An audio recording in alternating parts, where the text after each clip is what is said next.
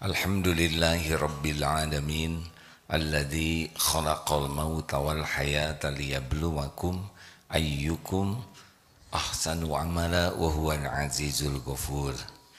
Allahumma salli ala Sayyidina Muhammad wa ala alihi wa ashabihi ajma'in. Semoga Allah yang maha menatap menggolongkan kita menjadi orang yang beruntung. Di dunia beruntung, di kubur nanti di alam barzah beruntung, dan di akhirat juga beruntung. Kita bahas yang sudah pernah dibahas sebelumnya, surat Al-Asr. A'udzubillahi minasyaitonirrajim. Bismillahirrahmanirrahim. Wal asr.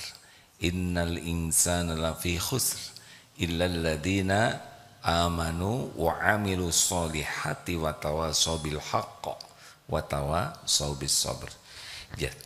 Jadi orang beruntung artinya begini, innal insana lafi khusr, sesungguhnya setiap insan dalam kerugian kecuali 4. 1, amanu, orang yang beriman. Artinya apa? Orang yang paham kebenaran. Kalau orang tidak belajar agama, tidak paham kebenaran, tidak kenal Allah, tidak beriman kepada Allah. Yang kedua, wa amilus solihat, orang yang beramal soleh. Tidak ada keberuntungan dalam maksiat, tidak ada keberuntungan dalam dosa. Orang yang beruntung adalah orang yang aktivitasnya, waktunya jadi amal soleh. Syarat amal soleh 2, niatnya ikhlas. Yang kedua, caranya benar. Yang ketiga, orang yang beruntung itu, yang tidak rugi adalah tawasobil haqq, orang yang saling berwasiat dalam kebenaran. Yang keempat, tawasobis sabr, orang yang saling berwasiat dalam kesabaran.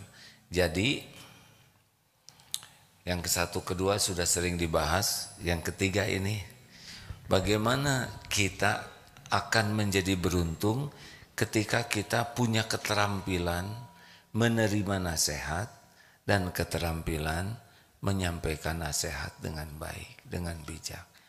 Ini kunci. Jadi hidup ini kalau ingin beruntung harus punya kemampuan menerima nasihat dan punya kemampuan memberikan nasihat. Mana yang lebih penting? Menerima nasihat dulu atau memberi nasihat dulu? Kalau tidak punya apa-apa tidak bisa memberi. Bagaimana teknik menerima nasihat yang baik? 1, kita harus menyadari bahwa kita ini, sadar diri namanya, kita ini makhluk lemah, makhluk bodoh, makhluk yang punya kekurangan, keterbatasan, yang kalau kita ingin jadi baik, kita memerlukan terus banyak nasihat. Benar? Yang kedua, yang pertama sadar diri ya, bahwa kita ini memerlukan. Yang kedua, kita ini meminta kepada Allah petunjuk. Ihdinas siratal mustaqim. Itu 17 kali dalam Fatihah kita doa, ya Allah berikanlah kepada kami jalan yang lurus, tunjukkan jalan yang lurus, jalan orang-orang yang Engkau beri nikmat kepadanya, bukan jalan orang yang Engkau murkai, bukan jalan orang yang sesat. Jadi kita tuh benar-benar minta petunjuk. Siapa orang yang diberi nikmat? Ada 4. 1, nabiyin, sudah tidak ada. 2, sidikin. 3, syuhada. 4, solihin. Inilah yang kita minta. Nah sekarang Allah mendengar tidak doa kita? Jawab. Dengar. Allah maha mengabulkan.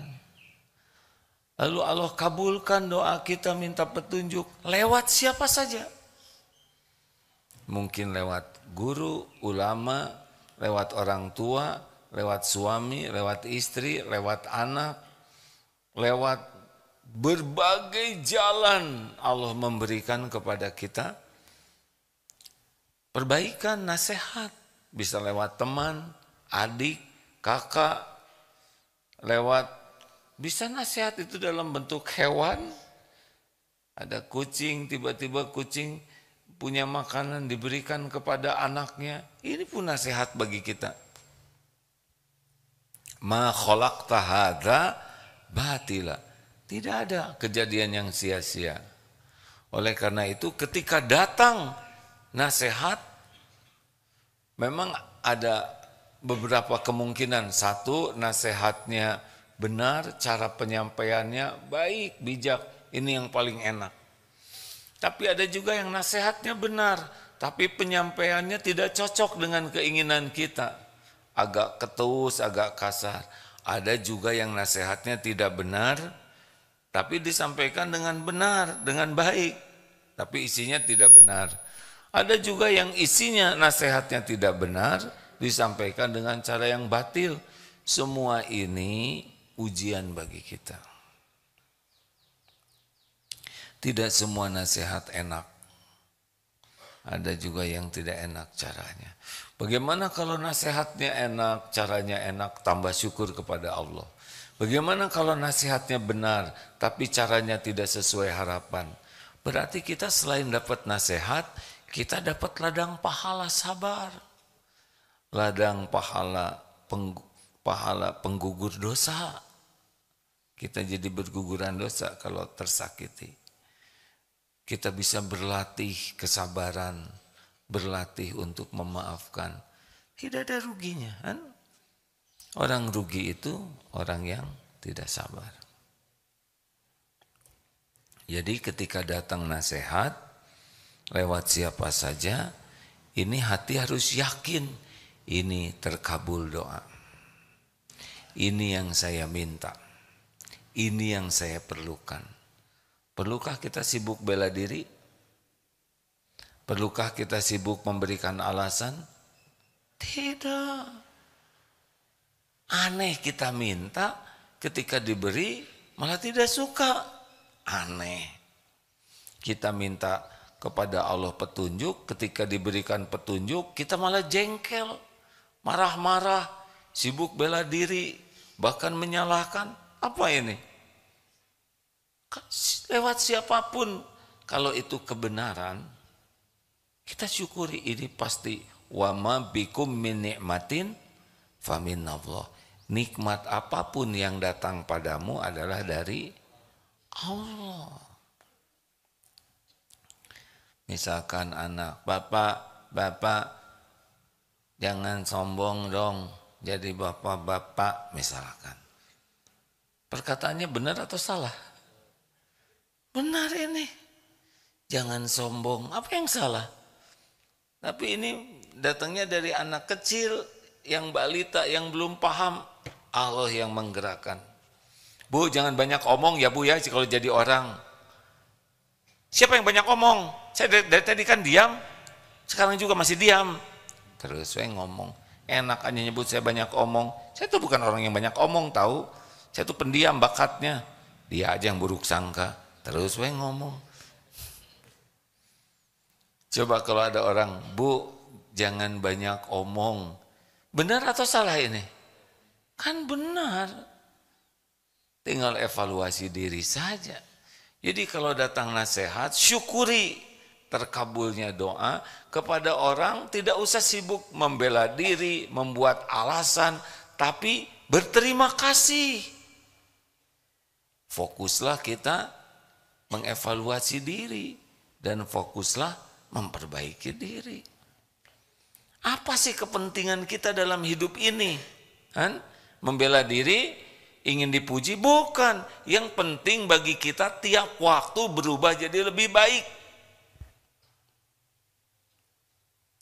Mau apa saja dunia enggak ada masalah. Yang penting kita tiap waktu jadi lebih baik. Iya kan? Mau kita bodoh terus? Jelek terus sikap kita? Tidak mau. Nah sekarang ada orang yang jadi jalan. Kenapa kita sakit hati? Kenapa? Tahu kenapa kita sakit hati? Karena sombong kitanya. Tidak suka terhadap kebenaran. Kalau kita rendah hati, wa idza khatabahumul jahiluna qalu salaman. Perkataan kita baik-baik saja. Nah, misalkan yang memberi nasihat itu kan macam-macam rankingnya ya. Ada yang bicara kepada kita memberi masukan tuh. Ada temen yang suka ngeyel aja dia tuh. Orangnya tuh celetak-celetuk, gak enak terus. Ada kan yang seperti itu ya. Hei benjol, kan kita benjol, betul tidak? Hei hitam lu, kita coklat tua, udah deket ke hitam. Memang tidak boleh kita berkata begitu ya, jangan ditiru ini. Tetapi kalau orangnya memang tukang ngomong gak enak, ya sudah. Kita nggak usah sakit hati, ini latihan sabar.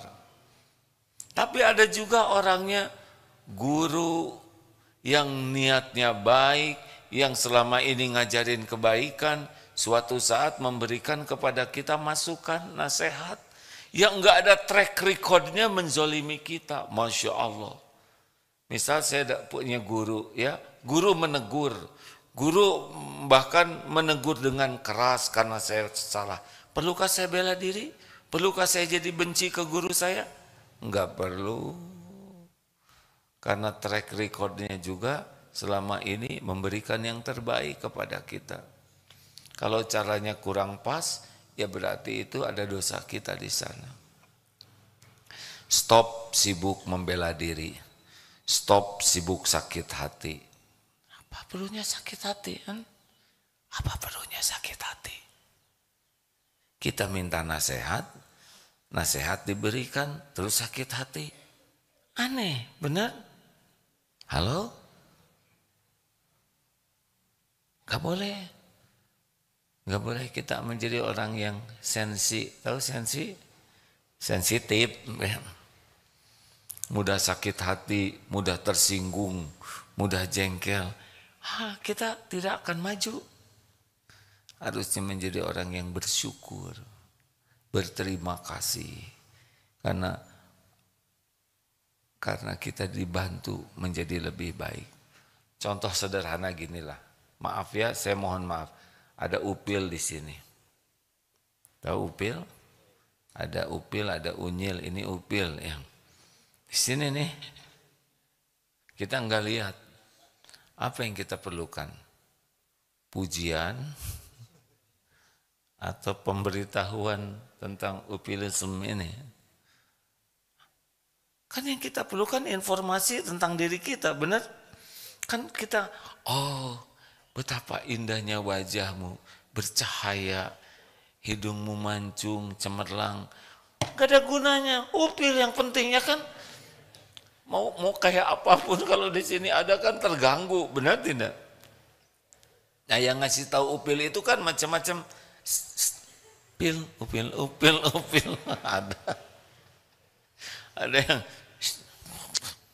Ada yang bawa cermin, bantu, macam-macam caranya dilihatin.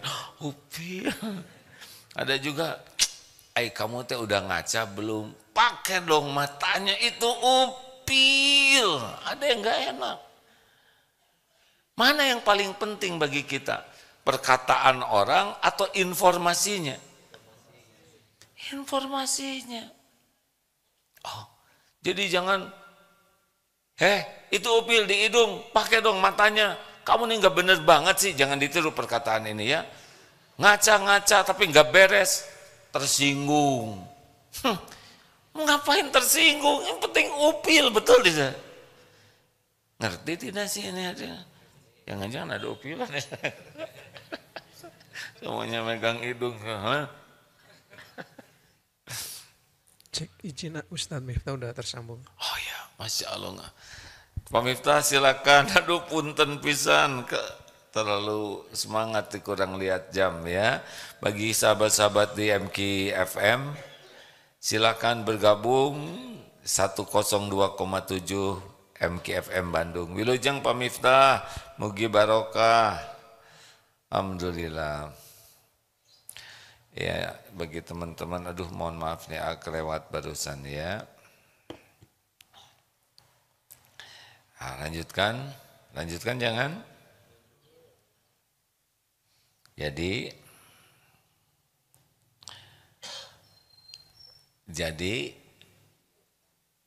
kalau ada yang memberi masukan seperti apapun, lihat intinya, ya.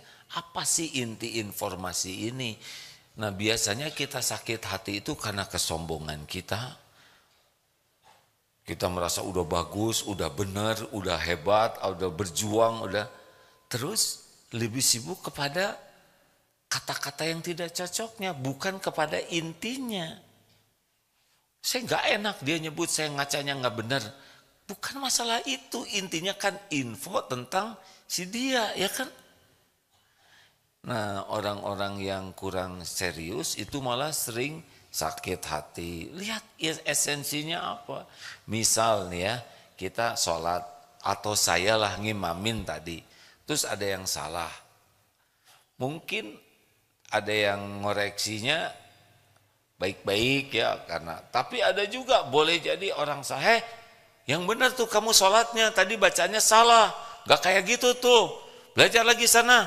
Misal ya, kalau santri ada yang negurnya keras ya, sakit hati, pundung keluar dari pesantren, apa sih ini kan itu rejeki kita. Salah bacaan sholat, ada yang salah, lalu Allah menggerakkan orang untuk memberitahu kesalahan kita. Bukankah kita bersyukur? Kalau caranya ada yang tidak enak, berarti itu penggugur dosa. Berarti penambah pahala sabar. Berarti Allah melatih diri kita untuk menjadi lebih kuat. Harusnya bersyukur kepada Allah. Karena Allah memberikan tahu kekurangan kita, berterima kasih kepada yang mengoreksi dan datangi yang lebih bagus bacaannya, perbaiki diri. Sebaik-baik jawabannya adalah perbaiki diri. Jelas hadirin sekalian? Nggak ada lebay-lebayan, sakit hati apa-apaan. Belajar dong sama anak kecil. Anak kecil mana sakit hati? Nggak ada dendam-dendaman. Coba anak kecil balita, jangan minum di sini sayang, aduh kamu ini ngotorin. Udah dibilangin jangan ngotorin, tuh kan berantakan. Kan anak kecil kalau berantakan gimana? Apa pundung? Terus anak kecil itu terus buka lemari ya, saya mah. Padahal dia belum bisa jalan, ngerondang aja ke lemari. Ibu pagi marah, siang marah, beresin popoknya terus dibuntel pakai sarung, terus ngerondang keluar pergi, pundung. Ada nggak yang begitu? Berapa kali itu anak kecil dimarah ibunya, ya kan?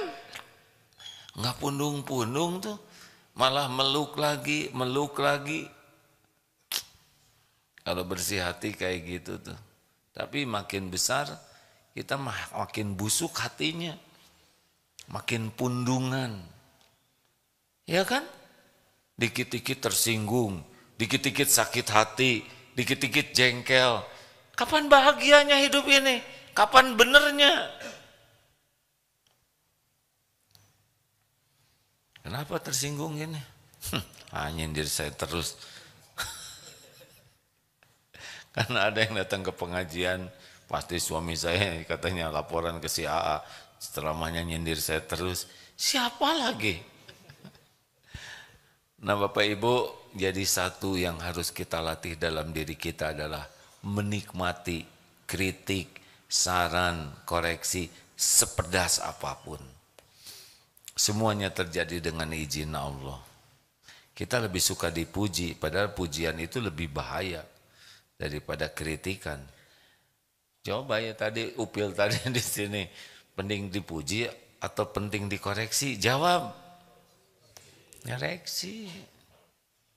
Dan kita nggak usah sibuk menjawab. Bu itu Upil, kamu jangan sembarang ngomong ya. Ngapain kita bela diri? Colek, beres, betul tidak? Colek, kalau astaga. Ya mau ngapain kita bela diri? Itu upil pada emang sengaja saya naruh upil di sini untuk menunjukkan apakah saudara peduli. Rabat. Jadi harus menikmati saran, kritik, koreksi, enggak usah sibuk bela diri. Nah begitulah hadirin, latihan yang penting kalau mau jadi orang beruntung, latihan menerima nasihat, latihan menerima kritik, sepedas apapun.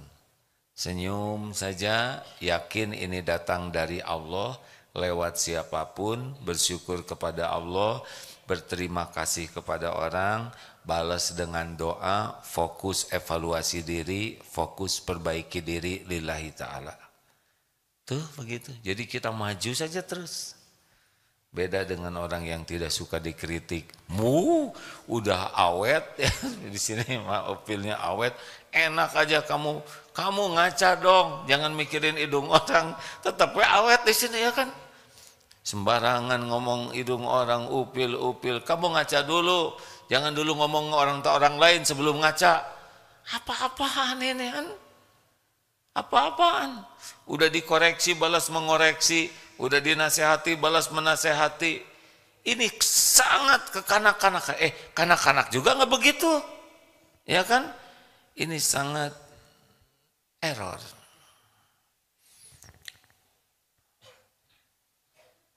Masih ingat teori batu? Ada batu di sini. AA nggak lihat apa yang ada di balik batu. Ada makanan enak, kesukaan. Di sini ada ular berbisa. Informasi mana yang terpenting? Tentang makanan, tentang ular. Kan? Ular. Kenapa? Kenapa tentang ular? Karena bahaya. Sekarang yang membahayakan diri kita siapa? Dosa orang lain, dosa kesalahan orang lain, dosa kesalahan diri sendiri. Jawab. Dosa kesalahan teman-teman atau diri sendiri? Dosa kesalahan pemerintah atau diri sendiri?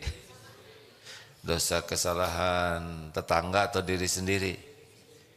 Lalu kenapa kita sibuk dengan dosa kesalahan orang lain?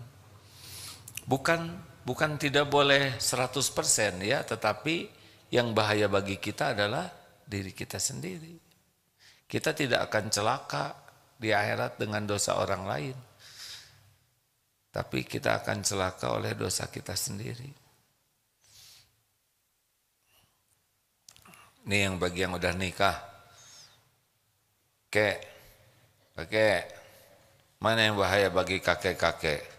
Nenek-nenek atau kakek-kakek? Pertanyaannya salah. Kek, mana yang berbahaya bagi kita nih kek? Dosa kakek atau dosa nenek? Bagi kakek yang bikin dosa, salah ngomongnya nih. Begini nih kalau udah sama-sama kakek-kakek. Kek, halo. Mana yang membahayakan bagi kakek? Dosa nenek? Masih punya istri ada Pak? Ada. Dosa istri atau dosa diri sendiri kek? Dosa siapa? Mim, bunyiin dong Mim. Kasihan. Dosa siapa? Dosa diri sendiri. Betul. Salah. Kalau bagi lelaki dosa diri sendiri dan sebagian dosa istri jadi dosa kakek. Kenapa? Karena kita lelaki. Lelaki punya tanggung jawab memimpin keluarga. Ada dosa istri yang dipikul sendiri, tapi ada dosa istri yang kita pikul juga. Kenapa? Karena kita tidak ngedidik, tidak jadi contoh, tidak bisa memimpin keluarga dengan baik kita. Makanya kita harus lebih banyak lagi tobatnya. Apalagi kita udah kakek-kakek. Ya, siap kek? Siap. Kakek dari mana? Dari Padang. Dari Padang. Dan dari tadi kan? Ya. Pesantren di sini sama siapa? Saya sama istri juga. Ada sih. Ya. Istri jangan kebanyakan mikirin dosa kakek ya. Nanti di akhirat dihisab masing-masing. Usia berapa sekarang? 70. 70, Masya Allah. Paling senior berarti ya? Ada lagi yang tua lagi. Oh ada lagi kakaknya. Ini Oh, wah maaf ya. Ini santri baru ya? Baru berapa tahun Pak? Baru 78. Waduh, saya senang sekali ada masa keemasan ini. Karena kalau tidak ada pesantren masa keemasan Pak, saya jadi paling tua. Kan santrinya muda-muda semua. Tapi dengan ada kakek terima kasih ya Pak, saya jadi muda lagi. Usia 78, kenapa mau pesantren Pak? Persiapan untuk menghadapi kematian. Masya Allah, ini ciri kecerdasan kan begitu. Orang cerdas itu aksaruhum lil mauti dzikra. Orang yang paling banyak ingat mati dan paling baik mempersiapkan untuk kehidupan sesudah mati. Gimana rasanya usia 78 kayak? Alhamdulillah. Udah lama berarti di dunia ya kan? Tahun berapa jadi lahirnya maaf? 46. 46, alhamdulillah. Enggak malu ini mesantren sama anak-anak begini? Tidak. Iya benar. Apa? Kenapa malu? Malah memberi contoh ya. Sampai usia senior tetap belajar. Sudah berapa hari jadi di sini kakek? 20 hari. Hah? 21. 21. 24. Enggak apa-apa. Saya tidak boleh membebani. Enggak apa-apa, berapa aja lah yang paling penting sehat ya. Alhamdulillah. Senang tidak di sini? Alhamdulillah senang. Apa yang didapat selama pesantren di sini? Banyak ilmu. Banyak ilmu. Banyak kawan kan itu santri satu udah pada datang. Apalagi paling berkesan selama pesantren di sini kayak nggak apa-apa nih malam-malam dibangunin tahajud begitu. Alhamdulillah sudah biasa bangun. Oh udah biasa. Memang ahlinya ya. Terima kasih. Sama siapa di sini? Sendirian. Sendirian. Saya tidak tega mau nanya istri di mana ya. Sudah meninggal. Sudah meninggal. Makanya nggak saya tanya ya maaf ya kek. Terima kasih. Alhamdulillah. Jadi berapa orang ini? Alhamdulillah. Tuh begitu rekan-rekan sekalian. Terima kasih ya kek. Alhamdulillah. Nikmati sekarang kritik, saran, koreksi sebagai terkabulnya doa. Dan jawabannya adalah PDLT, perbaiki diri dan lakukan yang terbaik. Silahkan. Bagi teman-teman di Makassar, ini pengumumannya ya. Besok berangkat ke Makassar dan ini informasi untuk di Makassar. Oh itu sudah ada tertulis di sana ya. Sebentar. Nah pokoknya, nah ini dia. Sebetulnya ada beberapa acara tapi ini yang terbuka langsung bagi umum. Hari Sabtu subuh di Masjid Mardiyah Pak Baeng. Ya, lalu Sabtu maghribnya di Masjid Raya Makassar.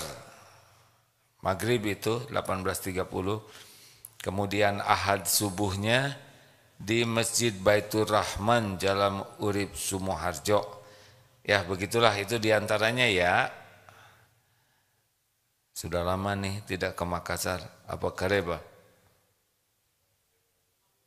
Ada di sini Makassar. Apa Kareba? Baji, bagus. Itulah segitu-gitunya ya. Baik, pertanyaan silakan. Ya. Bismillahirrahmanirrahim. Jazakallah khairan khasiran Ustaz Agim. Adek program apa? Tahfizul Quran. Tahfizul Quran baru ya? Baru. Alhamdulillah. Ya. Mudah-mudahan AA dan keluarga seluruh umat muslim dilindungi oleh Allah Subhanahu wa taala. Amin ya rabbal alamin ya Allah, alhamdulillah. Pertanyaannya Ustaz Agim terkait tadi AA menyampaikan bahwa nasihat ada yang baik dan ada yang buruk dan mungkin itu bisa datang secara bersamaan dari satu orang yang sama seperti itu. Lantas bagaimana sikap kita yang harus kita terima, tidak membela diri, tapi kapan juga kita harus membela diri untuk kebenaran seperti itu. Oh iya, mungkin tadi terlewat ya. Boleh jadi salah kita dinasehati tapi dengan sesuatu yang tidak kita lakukan. Yang penting adalah kita simak dulu dengan baik. Jangan memotong nasihat, karena kalau memotong kita belum utuh ya. Dan kita yakin ini kejadian terjadi dengan izin Allah sebagai ujian. Nasihatnya ada yang pas, ada yang kurang pas, dua-duanya ujian. Dan kita harus lulus. Bagaimana kalau kita dianggap melakukan sesuatu yang tidak kita lakukan? Jawab saja dengan baik-baik ya, tanpa emosional. Makanya kamu harus tahajud terus supaya kuat, padahal kita tahajud. Nah, mungkin perlu bantuan beliau. Alhamdulillah. Sampaikan saja, taufik Allah, saya dengan pertolongan Allah dalam seminggu itu tidak ada yang lepas. Dah lempeng saja. Makanya bayar zakatnya. Kita nggak usah jawab, tinggal keluarkan dari DT Peduli. Ini begitu. Kadang kita perlu memberikan fakta. Yang jangan itu emosional. Kalau emosional jadi kabur. Masalahnya jadi antara luka dengan luka.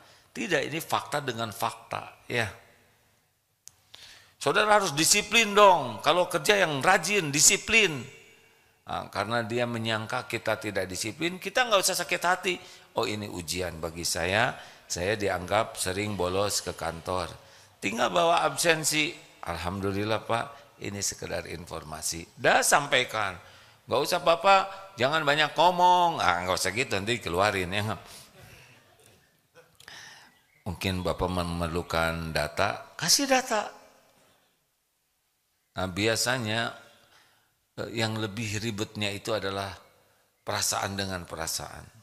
Kan yang diperlukan adalah fakta, bukan perasaan, betul tidak? Maksudnya sampaikanlah fakta itu.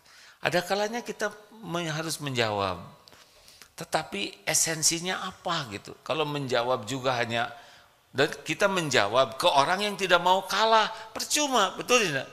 Ini orang udah merasa benar sendiri, ngomong sendiri, dan memang track recordnya begitu, ya udah nggak usah dijawab. Gini ya, misal ada orang yang menghina kita, dan dia emang kerjanya menghina ke siapapun, udah biarin aja.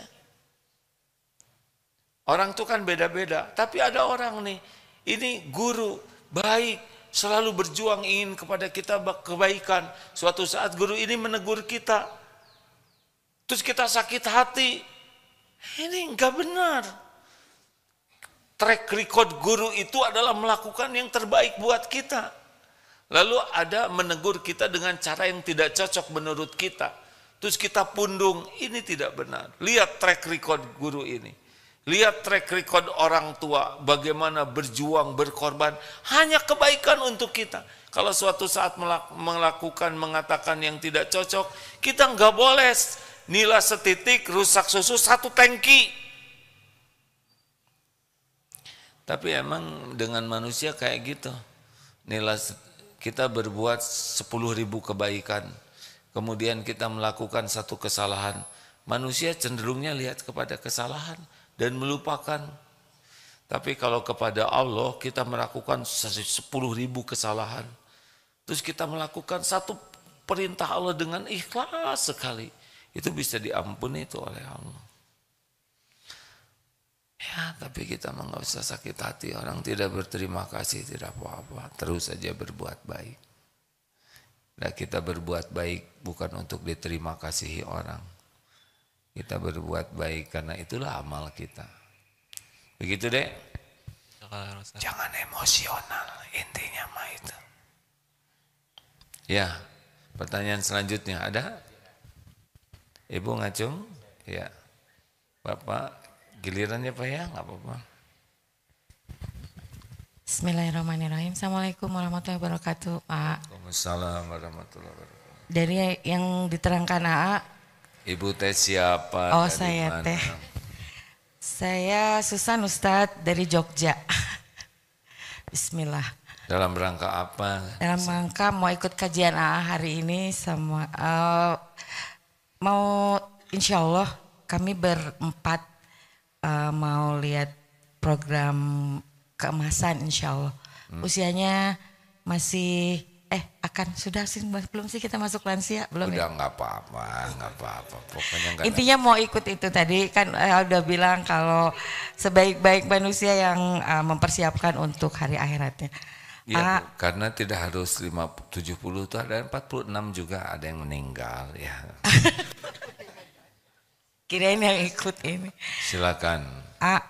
Yang diterangkan AA sepertinya saya memang bukan memang manusia error. Karena ketika ada yang memberi nasihat mungkin secara tidak langsung sebetulnya itu nasihat, tapi kebanyakan ada beberapa diterimanya itu nggak enak gitu ya,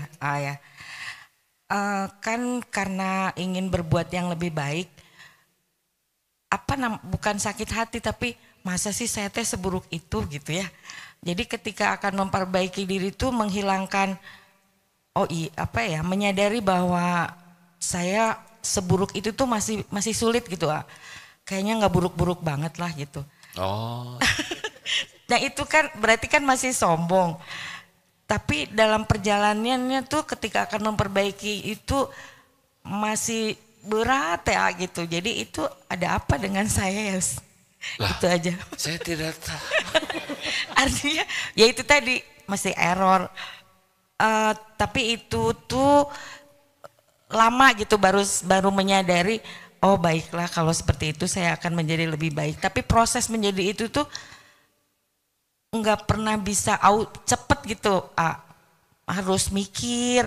Jadi sakit hati heula baru aja mau berbaiki. Pengennya teh seperti nasihat langsung gitu. Oh iya perbaiki gitu. Nah tapi belum. Baik ya. Saya sebetulnya mau sabar ya mendengarkan terus. Tapi saya nggak punya kesempatan buat jawab. Iya. Atur nuhun. Assalamualaikum. Oh udah selesai ya udah. Udah. Jadi gini Bu. Ibu kesadaran untuk gini, Ibu dengan mendengar ceramah seperti ini, kesadaran untuk menjadi lebih cepat, lebih baiknya meningkat tidak? Iya. Dibanding dengan tidak mendengarkan ilmu, ada beda tidak? Sebelum dengar ilmu, sesudah dapat ilmunya, beda enggak? Beda insya Allah. Kurang nendang nih. Beda, tapi kan kalau ama baik ngasih nasihatnya. Kan kalau pas nerima, Bu jangan cerewet aja tiap hari teh ibu mau ngomong. Masa ibu teh ngomong aja. Gitu, tapi terus. Tapi saya bisa mengerti Bu ya yang menasehatin ibu ya dengan beberapa waktu ketemu aja udah jelas. Jadi gimana yang sehari-hari bareng ya kan? Ini aja baru ketemu, enggak apa-apa Bu ya. Saya harus bijaksana sekali hadirin. Bu, rezeki terbesar itu adalah ketika kita diberitahu oleh Allah kekurangan kita. Berarti ciri orang yang bekal tobat itu adalah dia menyadari kekurangannya.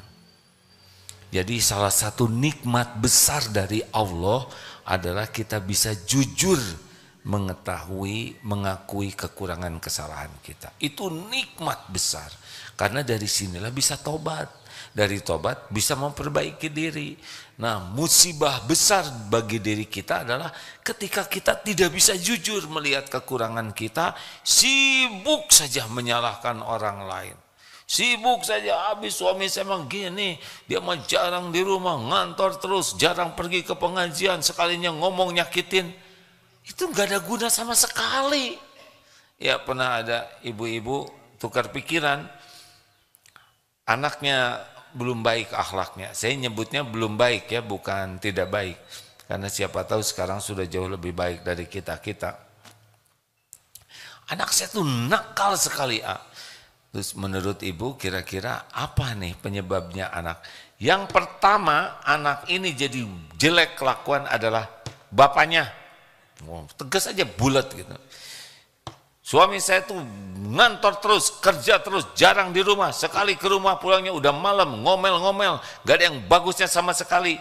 Saya tuh bener-bener gak kasih contoh, habis tuh suaminya tuh. Dan kelihatan puas sekali tuh. Udah gitu siapa lagi Bu? Yang kedua ini penyebabnya sekolahnya. Padahal dia nyekolahin di sana. Ya. Emang sekolahnya sekolah Islam tapi borju, duit melulu, pamer, ngambek, budal sepertinya tuh. Dah, ada lagi Bu, sebetulnya saya tidak begitu fokus kepada jawabannya ya, tapi bagaimana polanya. Yang ketiga ini teman-temannya, ini ngaco, dasar anak-anak orang kaya, orang didik, ngambek ke orang tua muridnya. Ini anak-anaknya tuh pamer aja, pamer sepatu, pamer HP, pamer kendaraan, nggak ada yang benar. Puas tuh ngomongin anak orang.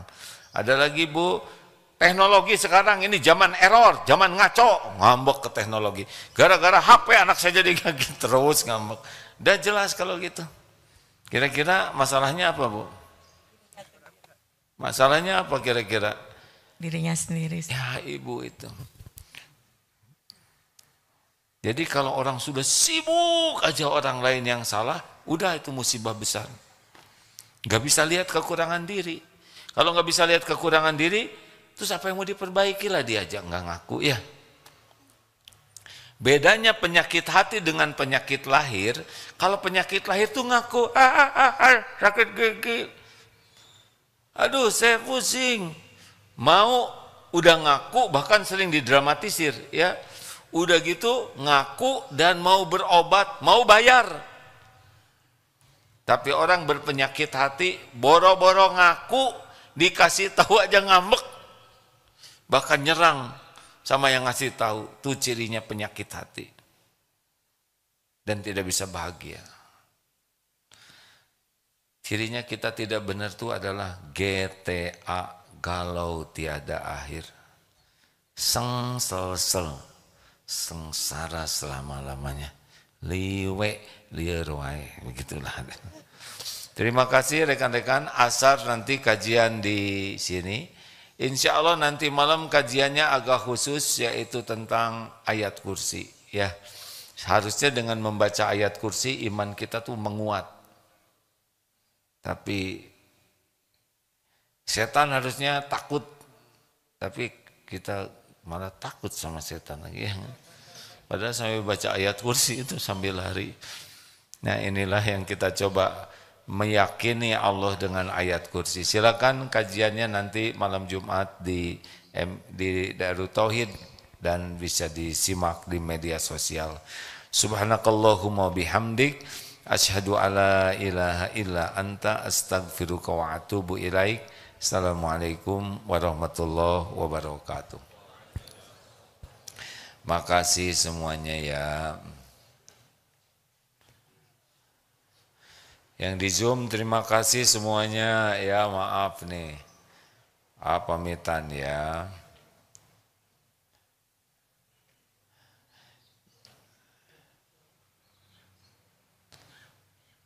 Terus mau ngapain kita pada diam-diam ginian? Hai santri akhwat, apa kabar? How are you? Nice to meet you. How about your parents? It's okay? Alhamdulillah. Are you hungry? Good. Yeah. What do you want to do? Sleep. Yeah, I know that. Yeah. Look at that. So many what? Amin, kamu jangan iseng kayak gitu, saya lagi lihat santri. Terima kasih adik-adik, nikmati koreksi ya. Gak usah banyak jawab kalau ada yang mengoreksi, kalau dadah terus lagi dengerin ceramah ini. Mana santri baru, acungkan tangan. Alhamdulillah. Santri junior, dengar ya, kepada santri yang senior, berlomba-lomba jadi suri tauladan. Adik-adik ingat loh, yang kelas 1 ini dosanya lebih sedikit dari kelas 2 dan kelas 3. Hormati mereka ya. Kepada adik-adik yang baru, ingat loh, kelas 2, kelas 3 sholatnya lebih banyak, bukan dosanya yang banyak ya. Amalnya lebih banyak. Orang tidak pernah rugi dengan menghormati orang lain. Terima kasih. Assalamualaikum warahmatullahi wabarakatuh. Ya silakan kembali ke tempat ya.